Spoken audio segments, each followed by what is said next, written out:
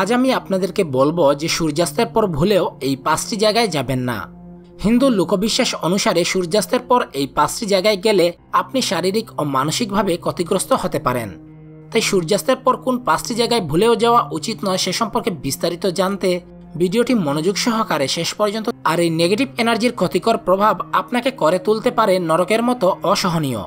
তাহলে আসুন জেনে নেই এই 5টি জায়গা সম্পর্কে। শ্মশান। সূর্যাস্তের পর ভুলেও শ্মশানঘাটে যাবেন না, কারণ সূর্যাস্তের পর শ্মশানঘাটের আশেপাশে ভূতপ্রেত ও অপদেবতারা অবস্থান করেন। এমন পরিস্থিতিতে আপনার শরীর ও মন যদি পবিত্র না থাকে তাহলে আপনি এদের দ্বারা ক্ষতিগ্রস্ত হতে পারেন। এমনকি এসব অপশক্তির ক্ষতিকর প্রভাবে আপনার ও আপনার পরিবারের মানসিক বিপর্যয়ের সম্ভাবনা রয়েছে। তাই সূর্যাস্তের পর ভুলেও শ্মশানঘাট বা এর আশেপাশে না যাওয়াই উত্তম। হাসপাতালের মর্গ বা লাশ কাটা ঘর। সূর্যাস্তের পর ভুলেও হাসপাতালের মর্গ বা লাশ কাটা ঘরের আশেপাশে যাবেন না, কারণ সন্ধ্যের পর এসব জায়গায় অশুভ শক্তিরা সক্রিয় হয়ে ওঠে, যা আপনাকে শারীরিক ও মানসিকভাবে ক্ষতিগ্রস্ত করতে পারে। এমনকি এসব জায়গায় আপনার সাথে এমন ঘটনা ঘটতে পারে যা কখনো আপনি কল্পনাও করেননি।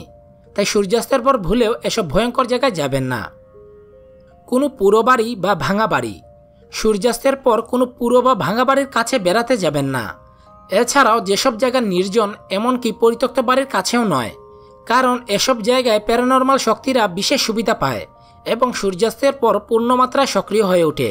তাই আপনি যদি এসব জায়গায় যান তাহলে আপনার সাথে কোনো প্যারানর্মাল ঘটনা ঘটতে পারে, যাতে আপনি মহাবিপদেও পড়তে পারেন।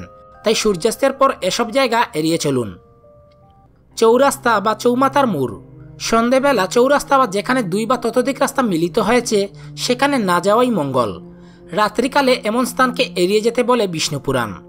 এসব জায়গাকে তন্ত্রের ভাষায় সন্ধিস্থল বলা হয়, কারণ এমন জায়গাতেই অপতান্ত্রিকরা অবিচার কর্ম বা ক্ষতিকারক ক্রিয়া করে থাকেন, যার ফলে সূর্যাস্তের পর থেকে এমন জায়গায় নানা অশুভ শক্তি বিরাজ করে, যা একজন সাধারণ মানুষের বিপদ ডেকে আনতে পারে। তাই রাতের বেলা এসব জায়গা এড়িয়ে চলাই ভালো। নদী কিংবা পুকুর পার। সূর্যাস্তের পর একা একা নদীর ধারে কিংবা পুকুর পাড়ে বেড়াতে না যাওয়াই উত্তম, কারণ সন্ধেবেলা নদীর আশেপাশে প্রবাহিত হয় তামসিক শক্তি। তাই আপনি যদি এই সময় সে জায়গায় থাকেন তাহলে এসব খারাপ বাতাস আপনার শরীরে লাগতে পারে। তো ভিউয়ার্স, এই ছিল আমাদের আজকের ভিডিওটি যদি ভালো লেগে থাকে তাহলে লাইক করুন, আপনার বন্ধুদের সাথে শেয়ার করুন এবং অবশ্যই আমাদের চ্যানেলটি সাবস্ক্রাইব করুন। ধন্যবাদ।